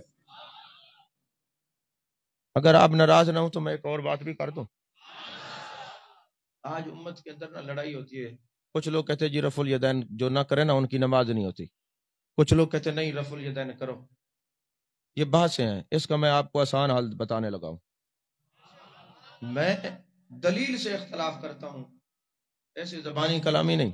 جو بندہ عالم ہو بات وہ کرے. ہم رفع الیدین نہیں کرتے، لیکن ہم ان کو کہتے بھی نہیں کہ تم چھوڑ دو، لیکن وہ ہمیں کہتے ہیں تم کیوں نہیں کرتے، کرو. اور کتابیں لکھتے ہیں کہ جی رفع الیدین جو نہ کرے ان کی نماز نہیں ہوتی. مولانا مجھے یہ بتائیں پہلے اصول شریعت کیا ہے اور اصول فقہ کیا ہے؟ تو آپ کو پہلے تو اصول بتانے ہوں گے. آپ کہیں گے جناب اصول شریعت اور اصول فقہ کیا ہے؟ شریعت کا فقہ کا اصول یہ ہے، پہلے قرآن سے، حدیث سے، پھر اجماع سے، پھر قیاس کرنا ہوگا، اور پھر ہم نے کسی چیز کی حیثیت دیکھنی ہو کہ اس کی حیثیت کیا ہے، تو دیکھیں گے یہ فرض ہے، واجب ہے، سنت ہے، مستحب ہے، مباح ہے. جو کہے گا یہ چیز فرض ہے تو قرآن دلیل ہوگا، قرآن سے دکھانا پڑے گا. اللہ نے فرمایا نماز پڑھو فرض ہے، زکوٰۃ دو فرض ہے، حج کرو، فرضیت کا حکم قرآن سے، وجوب کا حکم بھی قرآن سے. سنت میرے محبوب کا قولی فعلی طریقہ ہے. مستحب وہ عمل ہے جو کر لو تو ثواب ہے، نہ کرو تو گناہ نہیں. اچھا نماز کی 3 حیثیت ہے، مسئلے کو سمجھنا. یہ فقہ، اب میں نے فقہ کا باب بھی آپ کو پڑھانا ہے نا، مسئلے کو سمجھنا. اب نماز کے اندر 3 جہتیں ہیں. ایک یہ ہے کہ نماز کے اندر فرض ہے، ایک واجب ہے اور ایک سنت ہے. اب اصول کیا ہے کہ اگر نماز میں آپ کا فرض چھوٹ جائے گا آپ کی نماز نہیں ہوگی. اگر واجب چھوٹ جائے گا تو سجدہ سہو ہوگا تب نماز درست ہوگی، اور اگر کوئی سنت چھوٹ جائے گی تو پھر آپ کی نماز درست ہے، نہ واجب الادا ہے نہ سجدہ سہو کرنا ہوگا. تو اب حیثیت بتائیں اس کی رفع الیدین کی کیا ہے؟ اگر فرض ہے قرآن پڑھیں، واجب ہے تو قرآن پڑھیں، سنت ہے تو ترک سنت سے نماز پہ تو کوئی فرق نہیں پڑتا. ایسے کہ ترک سنت پہ نماز پر کوئی فرق نہیں پڑتا. یہاں میں نے جو یہ آیت پڑھی ہے واللہ یعصمک من الناس، اس کے تحت کئی مفسرین نے لکھا میرے آقا کی ساری ادائیں قیامت تک زندہ رہیں گی. رفع الیدین بھی ادا ہے، یہ بھی زندہ رہے گی. رفع الیدین چھوڑنا یہ بھی ادا ہے، یہ بھی زندہ رہے گی. آپ یہ کہیں گے ڈاکٹر صاحب آپ نے جب یہ مسئلہ حل کر دیا کہ رفع الیدین کرنا بھی سنت ہے نہ کرنا بھی سنت ہے، تو کبھی آپ کر لیا کریں کبھی آپ چھوڑ دیا کریں. آپ نہیں کرتے، اس کے بارے میں دلیل دیں. یہ میں آسان کر کے، کوئی رفع الیدین کی وجہ سے جنت میں نہیں جائے گا، کوئی رفع الیدین کی وجہ سے جنت سے باہر نہیں رہے گا. یہ تو اللہ کی رحمت سے جائے گا جو بھی جائے گا جنت میں. حیثیت میں نے بتا دی. ہم صوفی لوگ ہیں، کسی کو چیلنج نہیں کرتے، بات دلیل سے کریں. میں کوئی معاذ اللہ چیلنج نہیں کر رہا، مسئلہ تمہیں سمجھا رہا ہوں کہ جب آپ کے ذہن میں یہ سوال آئے گا کہ جناب رفع الیدین کرنا سنت ہے، آپ خود کہہ رہے ہیں یہ ادائے مصطفیٰ ہے، ادا قیامت تک باقی رہے گی. جو میرے سامنے رفع الیدین کی توہین کرتا ہے میں اس کو وہیں سٹیج پہ روک دیتا ہوں، خبردار یہ ادائے مصطفیٰ، اس کی توہین نہیں کرو. لیکن سوال یہ ہے کہ جب یہ ادائے مصطفیٰ ہے کبھی کرنی چاہیے کبھی چھوڑنی چاہیے. میں نے کہا بالکل ٹھیک ہے، اٹھائیں بخاری شریف حدیث پاک ہے. میرے آقا نے فرمایا میرا وہ عمل جو وصال کے قریب قریب ہے اس پر جو بھی عمل کرے گا اس کو ثواب دگنا ہوگا. تو امام اعظم کہتے ہیں کہ رفع الیدین کرنا ادائے مصطفیٰ ہے، کرنے والوں سے ہم لڑتے نہیں، لڑتے وہ ہیں، لیکن ہم نے اس لیے چھوڑا ہوا ہے ہم ثواب بھی دگنا لیتے ہیں اور ادا کو بھی قائم رکھتے ہیں. سمجھ آ گئی ہے کہ نہیں آئی؟ ہاں یہ مسئلے بھی کل آپ کیا سمجھتے ہیں صرف میلاد ہی پڑھتے ہیں؟ ہاں عزیزان محترم، واللہ یعصمک من الناس، محبوب قیامت تک ہم آپ کی حفاظت کریں گے. پچھلے دنوں ایک سعودی عرب میں پروپیگنڈا چلا ہوا تھا جی سرکار کے وجود مسعود کو اٹھا کے جنت البقیع میں لے کے جا رہے ہیں. میں نے کہا نہیں لے جا کے سکتے. کیوں؟ اللہ نے فرمایا واللہ یعصمک من الناس. کوئی نور الدین زنگی آ جائے گا جس کو محبوب فرمائیں گے مجھے منتقل کرنا چاہتے ہیں، مجھے تو عائشہ کا حجرہ پسند ہے، میں تو یہی آرام کرنا چاہتا ہوں، ہو نہیں سکتا کیونکہ واللہ یعصمک من الناس. آپ کائنات میں کوئی بھی کام کریں آپ کو قیامت میں سزا ملے گی. اگر کسی نے محبوب کی توہین کی تو دنیا میں سزا پائے گا، اس کی بعد کی بات ہی نہیں ہے. عزیزان محترم، میرے آقا علیہ الصلوۃ والسلام کے غلاموں، آپ کو قرآن اور صاحب قرآن کا تعلق سمجھ آ گیا نا؟ اب قرآن پاک اور صاحب قرآن کی نسبت یہ دیکھیں، جس کو قرآن سے عشق ہو جائے وہ بھی دنیا سے وراء الورا ہو جاتا ہے، اور جس کو صاحب قرآن سے عشق ہو جائے وہ بھی دنیا سے وراء الورا ہو جاتا ہے۔ اب جس کو قرآن سے عشق ہو جائے اس کی کیفیت کیا ہوتی ہے، جس کو صاحب قرآن سے عشق ہو جائے اس کی کیفیت کیا ہوتی ہے؟ وجہ یہ ہے کہ میرے آقا علیہ السلام کے غلاموں، قرآن جو ہے وہ بھی فیض یاب کرتا ہے، صاحب قرآن بھی فیض یاب کرتے ہیں، قرآن بھی طیب و طاہر کرتا ہے، میرے آقا بھی یزکیہم و یعلمہم الکتاب والحکمہ کے پیکر ہیں، یہ بھی طیب و طاہر کرتے ہیں۔ آئیں حضرت ابو بصیر رضی اللہ تعالیٰ عنہ میرے آقا کے صحابی ہیں، عاشق رسول ہیں، ابو جندل صحابی ہیں، عاشق رسول ہیں۔ جب حضرت ابو بصیر نے اعلان کیا اپنے مسلمان ہونے کا تو اس وقت ان کے گھر والوں نے آپ کو زنجیروں کے ساتھ باندھ دیا۔ آج ہمیں تو کسی نے نہیں باندھا، 2 دن کوئی یا رسول اللہ کہے پولیس والے پکڑ کے لے کے جاتے ہیں تو طوفان مچا ہوتا ہے، جی وہ یہ دیکھیں جی یہ ہو گیا۔ عشق سیکھنا ہے، جنہوں نے نبی کے لیے قیدیں کاٹی ہیں نا، میرے صحابہ کی زندگی کو، میرے آقا کے صحابہ کی زندگی کو پڑھا کرو۔ تو حضرت ابو بصیر، یہ اس وقت کی بات ہے جب حدیبیہ کا ایگریمنٹ ہوا۔ آج کئی ٹی وی پہ بیٹھ کر سوشل میڈیا کے مفتی گوگل اور فیس بک کے مفتی اعتراض کرتے رہتے ہیں۔ ان کو نادانوں کو یہ نہیں پتا کہ تمہیں انجینئر بننے کے لیے کئی سال لگے ہیں تو عالم بننے کے لیے بھی تو کئی سال لگتے ہیں نا۔ آؤ نا تمہیں کریمہ سے لے کر دورہ حدیث تک پڑھائیں، تمہیں بتائیں کہ یہ گردان کیسے یاد کی جاتی ہے، تمہیں صرف ناو کے اصول سکھائے جائیں، تمہیں پتا چلے کہ یہ جگر کیسے پگھلتا ہے عالم بننے کے لیے۔ تم تو ٹی وی پہ بیٹھ کر اعتراض ہی کرتے رہتے ہو۔ تم یہ اعتراض تو یہودی کرتے ہیں، مسلمان تو نبی پر اعتراض نہیں کرتا، کیونکہ میرے آقا کہ غلاموں ان نفاق و یورث الاعتراض، نفاق جو ہے منافقت کا جو ہے وراثت اعتراض ہے، جو اعتراض کرتا ہے وہ اپنے منافقت اپنی وراثت پہ عمل کر رہا ہے، اور جو بن دیکھے محبوب سے پیار کرتے ہیں وہ صحابہ کے راستے پہ چل رہا ہے۔ ابو بصیر جو تھے، جب حدیبیہ کا ایگریمنٹ ہوا نا، عہد ہوا، تو شرط کیا لکھی گئی کہ جو مسلمانوں کا بھاگ کے، جو غیر مشرکین کا بندہ بھاگ کے کلمہ پڑھ کے نبی کے پاس جائے گا تو میرے آقا واپس کر دیں گے، اور اگر یہاں سے کوئی بندہ جائے گا تو وہ واپس نہیں کریں گے۔ اب آج کئی مسلمان اس پر بھی اعتراض، یہ دیکھو جی کون سا یہ عہد نامہ، یہ کیسا عقد ہے، یہ کیسا ایگریمنٹ ہے، نبی پر اعتراض کرتے ہیں۔ ابو بصیر رضی اللہ تعالیٰ عنہ میرے آقا کے صحابی ہیں، اور صحابی بھی عاشق ہیں۔ امتی ہو مگر عشق نہ ہو کیا فائدہ؟ عشق تو مسلمانوں کی معراج ہے۔ ابو بصیر نے جب اعلان کیا کہ میں مسلمان ہوں تو مکے والے نے، مشرکین نے ان کو زنجیروں سے باندھ کے رکھ دیا، اور زنجیریں بندھی رہتی، ہاتھ بندھے رہتے، پاؤں بندھے رہتے کہ یہ کہیں بھاگ کے جانا کے پاس نہ جائے۔ اور ادھر سے یہ ایگریمنٹ ہو چکا تھا کہ جو بھاگ کے آپ کے پاس آئے گا اور یہ مشرکین یہ کفار مکہ طلب کریں گے تو واپس دینا ہوگا۔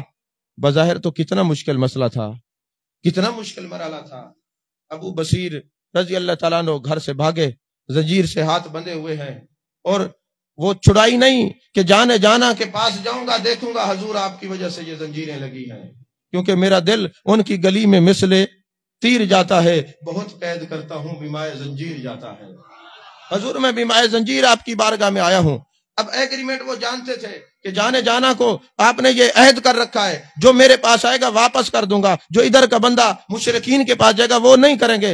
اب ابو بصیر چلتے چلتے پاؤں پہ چھالے پڑ گئے، پاؤں زخمی ہو گئے، اور زنجیر کو نا انہوں نے ہاتھ میں رکھا ہے تو زنجیر کی وجہ سے خون نکلنا اور جسم سے خون رسنا شروع ہو گیا۔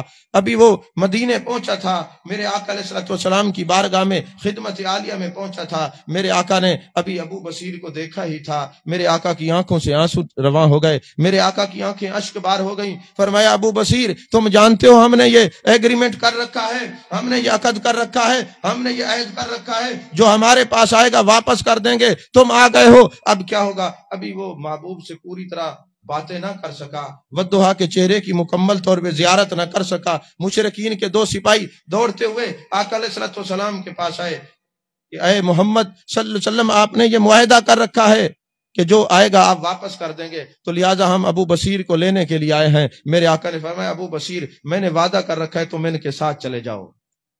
اب یہاں تو آپ دیکھیں نا، ذرا دل پہ ہاتھ رکھیں، جو عاشق زنجیریں باندھ کے، سر پہ کفن باندھ کے، اپنے پاؤں پہ چھالے، کپڑے جسم پر پورے نہیں ہیں، جسم سے خون رس رہا ہے، ابھی جانا کی مکمل زیارت نہیں کر سکا، اور محبوب فرما رہے ہیں جاؤ واپس چلے جاؤ، واپس چلے جاؤ۔ آج کا کوئی مرید ہو نا، تھوڑی سی کوئی اصلاح کے لیے پیر بات کرتے، وہ کہتے ہیں ہم آئیں گے نہیں، تمہیں مرید بڑے ہمیں پیر بڑے۔ وہ محبوب کے صحابہ تھے، ذرا دیکھیں نا۔ یا کئی لوگ در در پہ اپنے شیخ کے ہوتے ہوئے ادھر ادھر منہ مارتے رہتے ہیں، ان کو بھی کچھ نہیں ملتا۔ جس در پہ کوئی سر نہ جھکے اسے در نہیں کہتے، جو سر در در پہ جھکے اسے سر نہیں کہتے۔ یہ سر صرف خدا کے سامنے جھکتا ہے، جو غیر کے سامنے جھکتا ہے وہ سر نہیں، خر ہو سکتا ہے۔ گدھا ہر جگہ منہ مارے رکھتا ہے، لیکن جو سر ہے وہ ایک ہی در پہ جھکتا ہے، کہیں اور نہیں جھکتا۔ اب ہوا کیا؟ میرے آقا نے فرمایا ابو بصیر چلے جاؤ۔ اب وہ تڑپنے لگے، مچلنے لگے، رونے لگے، آنسو رواں ہیں۔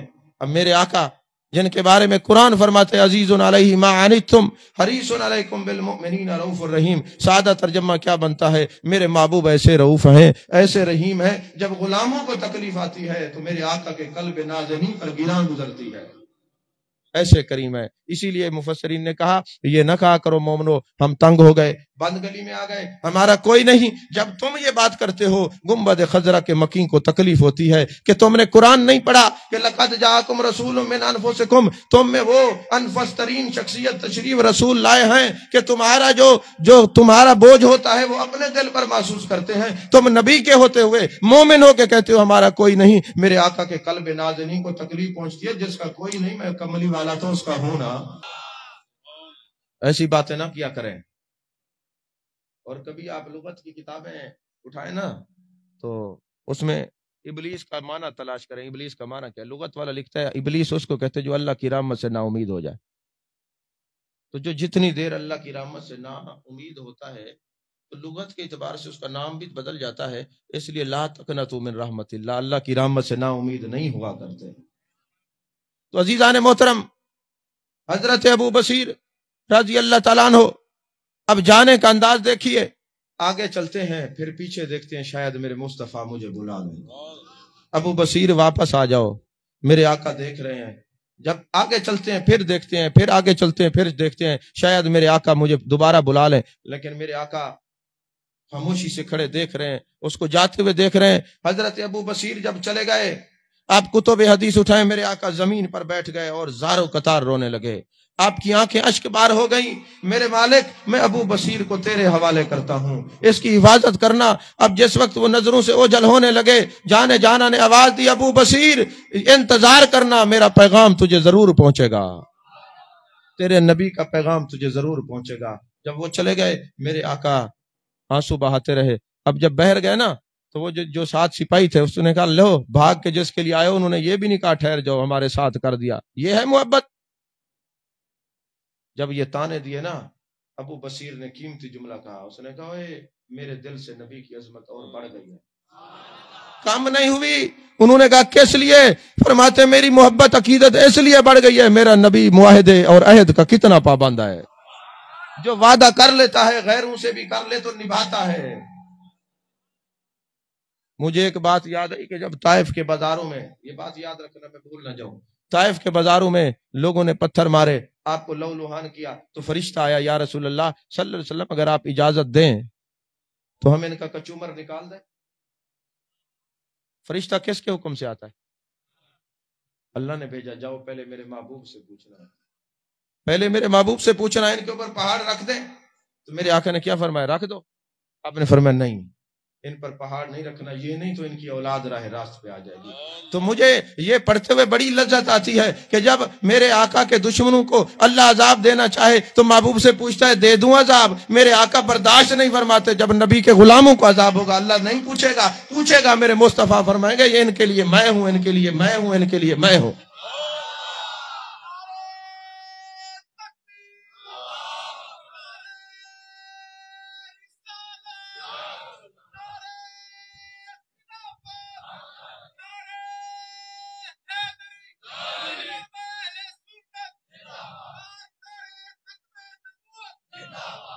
میرے آقا کا فرمان ہے، میرے مصطفیٰ کریم صلی اللہ علیہ وسلم نے فرمایا اے اللہ جتنے نیک وہ تیرے، جتنے نیک وہ تیرے، الصالحون لک الطالحون لی۔ محبوب جتنے، اے باری تعالیٰ جتنے نیک وہ تیرے، جتنے گناہگار وہ میرے، جتنے گناہگار وہ میرے۔ جو یہ جو ہم کہتے ہیں نا شفیع المذنبین، شفیع کہتے ہیں نا، شفیع کا معنی کیا ہوتا ہے پتہ ہے؟ کبھی آپ غور تو کریں، گہرائی سے ڈیپلی آپ مطالعہ تو کریں، اس شفیع لفظ کی گہرائی اور گہرائی تک تو پہنچے، آپ کو پتہ چلے شفیع کہتے کس کو ہے۔ میرے آقا کا لقب شفیع کیوں ہے؟ آپ کی صفت شفیع کیوں ہے؟ وجہ دیکھیں، اکثر آپ نے دیکھا ہوگا کہ کوئی بندہ عدالت میں کیس کر لینا کہ جناب اس بندے نے زمین بیچی ہے اور یہ زمین تو مجھے ملنی چاہیے، میں اس کا ہمسایہ ہوں، پہلا حق تو میرا ہے، تو جو وہ جا کے قانون دائر کرتا ہے، ڈگری کرتا ہے، اس کو کیا کہتے ہیں؟ شفا۔ کیا کہتے ہیں؟ شفا۔ اور جو شفا کرتا ہے اس کو کہتے ہیں شفیع، کہ اس پر حق میرا تھا۔ فرمایا جب قیامت کا دن ہوگا اللہ اپنے جلال کے ساتھ میری امت کو فرمائے گا جہنم میں لے جاؤ، اور ناراضگی کا اظہار فرمائے گا میں شفیع ہوں، میں شفا کروں گا، میں شفا کروں گا۔ میرے رب العالمین تو نے وعدہ کیا ہے کہ گناہگار میرے ہیں، نیک تیرے ہیں، ان پر میرا حق ہے، یہ مجھے دے دے، یہ مجھے دے دے، اس لیے آپ کو شفیع المذنبین کہتے ہیں۔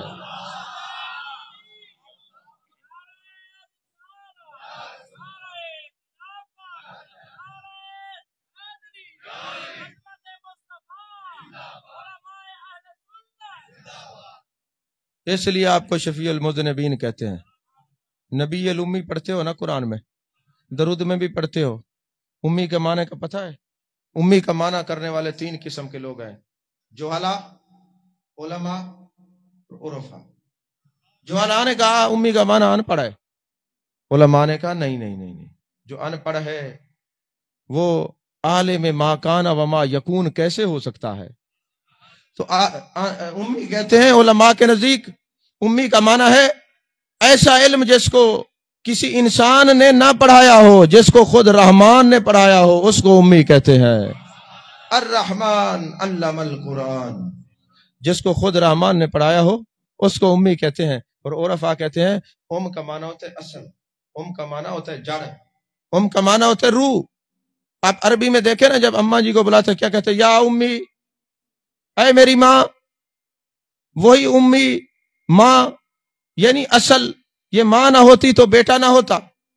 تو فرمایا یہ جو امی ہے اس لیے ہے کہ جب کبھی باپ ناراض ہو جاتا ہے، بیٹے کے لیے ڈنڈا اٹھا لیتا ہے تو ماں کا دل برداشت نہیں کرتا کہ اس کو مار پڑے، وہ کبھی اپنے دوپٹے کے آنگن میں اس طرف چھپاتی ہے، کبھی اس طرف چھپاتی ہے، اس لیے اس کو امی کہتے ہیں۔ جب قیامت کا دن ہوگا، اللہ جلال میں ہوگا، سزا کا حکم ملے گا، اس وقت میرے آقا کملی میں اپنے امتیوں کو کبھی اس طرف چھپائیں گے، کبھی اس طرف چھپائیں گے، اس لیے آپ کو امی کہا جاتا ہے،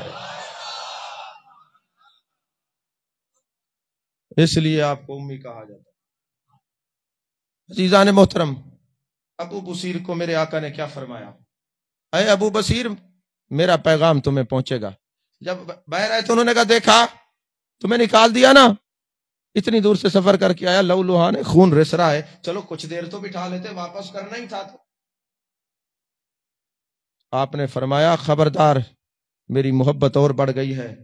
میرے آقا عہد کا کتنا پاس رکھتے ہیں، معاہدے کا کتنا پاس رکھتے ہیں، جو کافروں سے کیے ہوئے معاہدے وہ نہیں چھوڑتا۔ تو مسلمانوں کو بھی تو فرمایا ہے تمہاری شفاعت کروں گا، جب تم پل صراط سے گزرو گے، تم ادھر سے گزر رہے ہوگے، ادھر سے میں کھڑا ہوں گا، کہوں گا رب سلم امتی، رب سلم امتی، رب سلم امتی۔ سرے کی ترجمہ بڑھ دے، شالا خیر نہ لاؤ، شالا خیر نہ لاؤ، شالا خیر نہ لاؤ۔ اگر دنیا میں آتے ہی کلمہ پڑھتے ہیں، نبی کی سنگت و معیت شروع ہوتی ہے، قبر میں نبی کا دیدار ہوتا ہے، حشر میں معیت نصیب ہوتی ہے، پل صراط پہ اکیلا نبی گزرنے نہیں دیتا، ادھر سے امتی گزر رہا ہے، ادھر سے رب سلم امتی کی صدائیں میرے آقا بلند فرما رہے ہیں۔ حدیث پاک ہے جب قیامت کا دن ہوگا نا تو اس وقت حکم ہو جائے گا اس کو جہنم میں لے جاؤ۔ آدم علیہ السلام دیکھیں گے کہ میرا بیٹا، میری اولاد، میری بیٹی، میری اولاد جہنم میں جا رہی ہے اور نبی کی امت ہی ہے۔ حدیث پاک القول البدی کے اندر امام سخاوی علیہ الرحمہ نے یہ حدیث نقل کی ہے۔ فرماتے ہیں آدم علیہ السلام جب دیکھیں گے نا کہ میری اولاد کو جہنم میں لے کے جا رہے ہیں، دوڑ کے جائیں گے جانے جانا کے پاس، جانے جانا کے بعد جا کے عرض کریں گے یا رسول اللہ صلی اللہ علیہ وسلم، آپ کے امتی کو جہنم میں لے کے جا رہے ہیں، نام اعمال تلے گا، نیکیاں کم ہوں گی، گناہ زیادہ ہوں گے، حکم ہوگا جہنم میں لے جاؤ۔ فرشتے پکڑ کے جہنم میں لے کے جا رہے ہوں گے. آدم علیہ السلام دیکھیں گے، محبوب کو بلائیں گے، میرے آقا جلوہ گر ہوں گے، آپ تشریف لائیں گے اور فرمائیں گے فرشتوں یہ میرا امتی ہے، اس کو چھوڑ دو. فرشتے عرض کریں گے میرے مالک اللہ نے ہمیں حکم دیا ہے. اللہ فرمائے گا جیسے میرا محبوب فرماتے ہیں ویسے کر لو. اب میرے آقا علیہ السلام دوبارہ آئیں گے اور فرمائیں گے فرشتوں وزن دوبارہ کرو. اب یہ بات اگلی سمجھنے کی ہے، وزن دوبارہ کرو، نام اعمال دوبارہ تولے جائیں. میں آپ سے سوال کرتا ہوں کہ جب فرشتوں نے تولے تھے انہوں نے ڈنڈی ماری؟ ڈنڈی تو یہاں بجتی ہے نا، وہاں تو نہیں.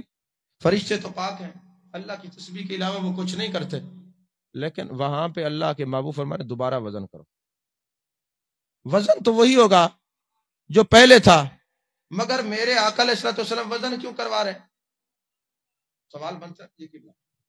اچھا پھر میرے آقا علیہ السلام دیکھیں گے نیکیاں کم ہیں، گناہ زیادہ ہیں. میرے آقا جیب سے پرچی نکالیں گے، نیکیوں کے پلڑے میں ڈالیں گے، پلڑا بھاری ہو جائے گا. اب دوسرا سوال یہ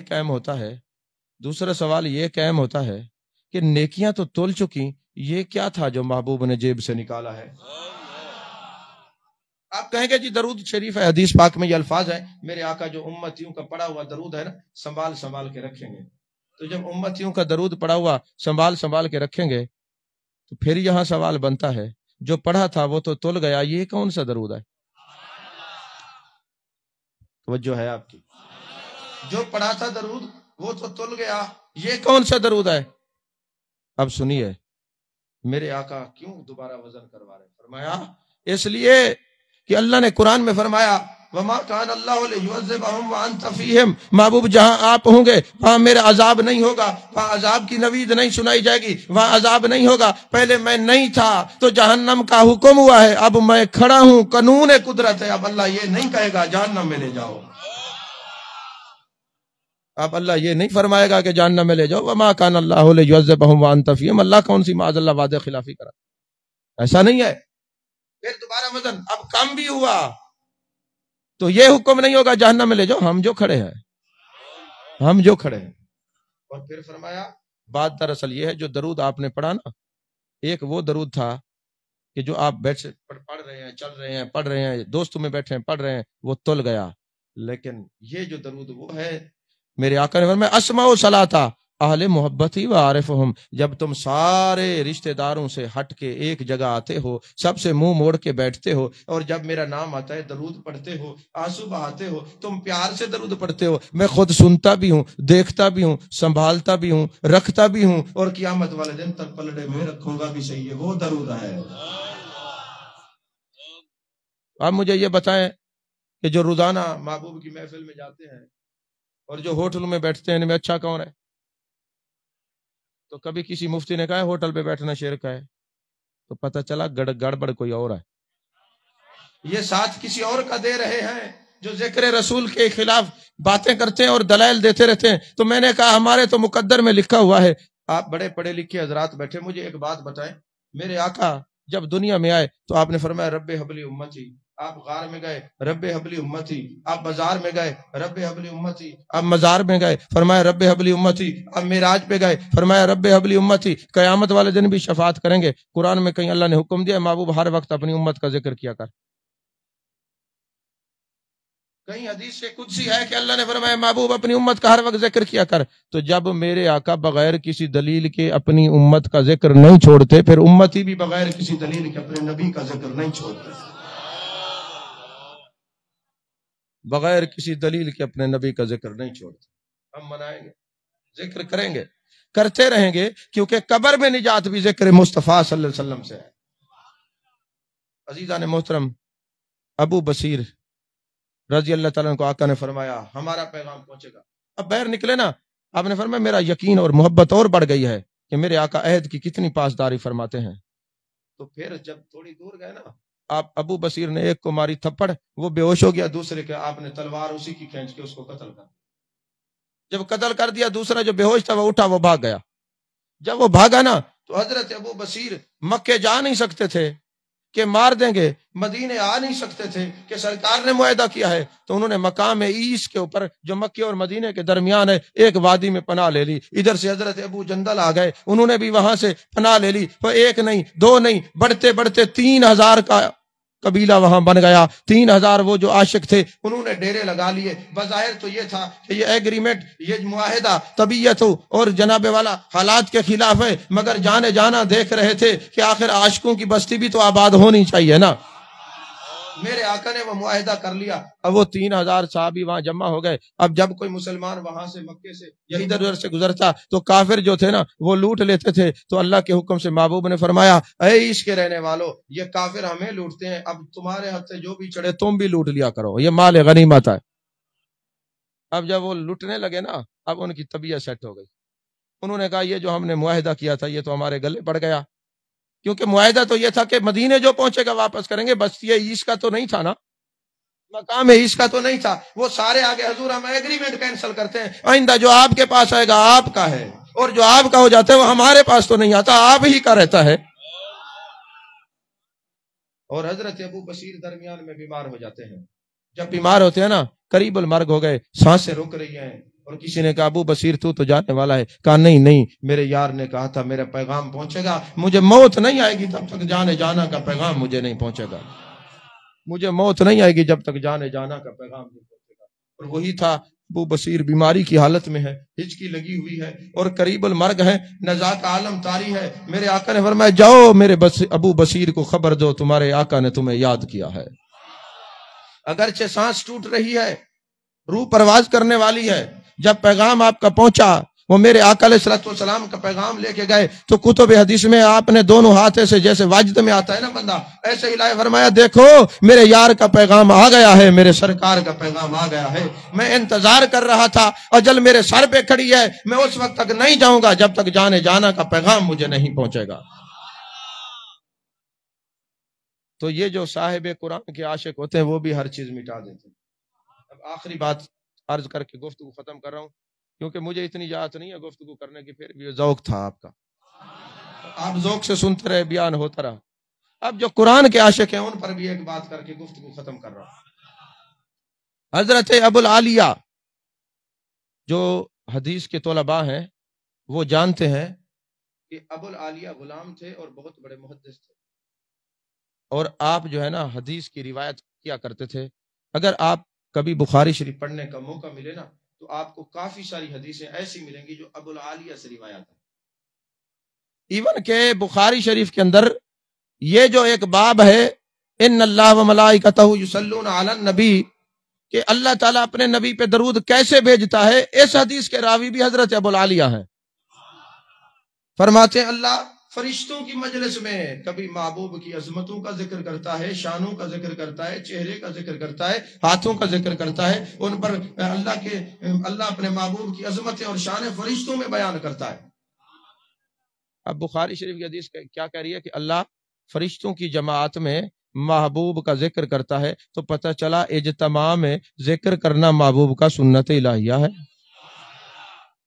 بخاری شریف کا حوالہ دیا، دیکھ لیجئے گا.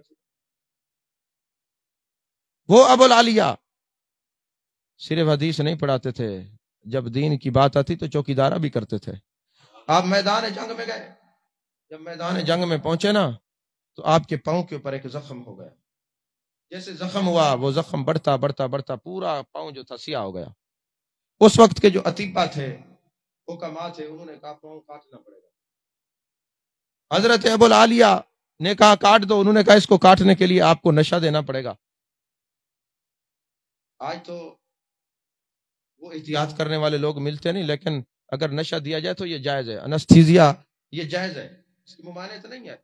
لیکن تقوی کی معیار پر وہ صحابی رسول تھے ابو العالیہ، وہ تابعی تھے، وہ کہتے ہیں کہ مجھے نشہ نہیں دینا، کیونکہ اللہ نے فرمایا یا ایھا الذین آمنوا لا تقربوا الصلاۃ وانتم سکارا، جب تم نشے کی حالت میں ہو میری عبادت کے قریب نہ آنا. یہ نشہ اللہ کو پسند نہیں ہے، میں نہیں چاہتا اگر میں اسی نشے میں چلا جاؤں تو ناپسندیدگی کی موت آئے مجھے، میں نہیں چاہتا. اب پاؤں بھی کاٹنا ہے، نشہ بھی نہیں دینا. اطباء اور حکماء عاجز آ گئے، نے کہا حضرت پھر آپ ہی بتائیں کیا کریں. آپ نے فرمایا ایسا کریں، ایک خوبصورت قرآن پڑھنے والا قاری بلایا جائے. وہ قرآن کی تلاوت کرے، وہ محبوب کی شانیں پڑھے۔ وہ جب قرآن کی تلاوت کرے گا اور میں عالم تحیر میں چلا جاؤں گا، میری یہ جو پلکیں یہ جھپکنا بند ہو جائیں تو سمجھ لینا قرآن کی برکت سے صاحب قرآن سے تعلق جڑ گیا، اور پھر تم میرا پاؤں کاٹ دینا، مجھے خبر نہیں ہوگی۔ اب انہوں نے قاری کا انتظام کیا، وہ قاری آیا، اس نے پڑھا یاسین والقرآن الحکیم انک لمن المرسلین۔ قرآن پاک کی تلاوت شروع ہوئی، جیسے تلاوت بڑھتی گئی حضرت ابوالعالیہ پر ایک محویت تیر ہوتی گئی، وہ عشق قرآن کے اندر گم ہو گئے، نظریں جو ہیں جھپکنا بند ہو گئی، پلک جھپکنا بند ہو گئی، نظر عالم تحیر میں چلی گئی، نظر کھلی ہوئی ہے، یا قرآن سے رابطہ ہے یا صاحب قرآن سے رابطہ ہے یا خود رحمان سے رابطہ ہے، وہ تو ابوالعالیہ جانتے ہیں۔ اب عالم تحیر میں ہیں، پاؤں کاٹ دیا گیا، جب ہوش میں آئے وہ تلاوت بند ہوئی، کیفیت تحیر کی ختم ہوئی، وہ جذب کی حالت ختم ہوئی، وہ شکر کی حالت ختم ہوئی، ان کو وہ شکر اور نہیں چاہیے تھا جو عارضی ہو، وہ تو نشہ قرآن میں نشہ عشق میں ایسے مبتلا تھے، کسی اور نشے کی ضرورت نہیں تھی۔ حضرت ابوالعالیہ نے اپنا پاؤں ہاتھ پہ رکھا اور کہنے لگے آئے میرے پاؤں، جب بارگاہ خداوندی میں جانا، قرآن کہتا ہے ہاتھ بھی بولیں گے پاؤں بھی بولیں گے، یہ بتا دینا ابوالعالیہ کبھی غیر کے پاس نہیں گیا، یا تو قرآن کے لیے گیا ہے یا صاحب قرآن کے لیے گیا۔ عزیزان محترم، قرآن کی دولت، صاحب قرآن کی دولت، قرآن کی محبت، صاحب قرآن کی محبت، یہ پوری تقریر کا لب لباب یہ ہے۔ آپ یہ نہیں آپ صرف میلاد مناتے رہیں، قرآن سے تعلق نہ رکھیں، یہ منافقت ہے۔ آپ میلاد مناتے رہیں، نماز روزے کا انتظام نہ کریں، یہ منافقت ہے۔ آپ میلاد کا انتظام کرتے رہیں مگر لوگوں کے حق کھا جائیں، یہ منافقت ہے۔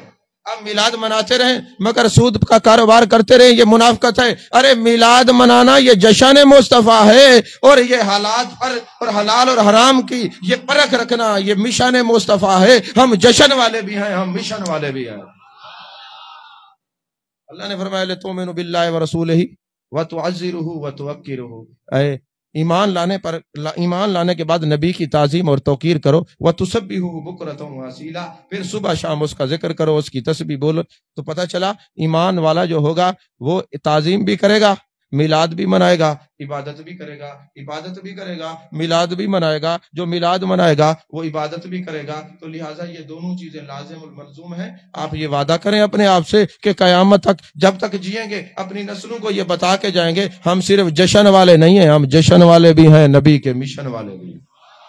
اللہ میری معروضات کو قبول فرمائے۔ جو لوگ دور و نزدیک سے بھائی تشریف لائے ہیں اللہ سب کی حاضری قبول فرمائے۔ جنہوں نے اس محفل کو آباد کیا میرے مالک سب کے گھروں کو آباد فرما، آمین آمین۔ وآخر دعوانا ان الحمدللہ رب العالمین۔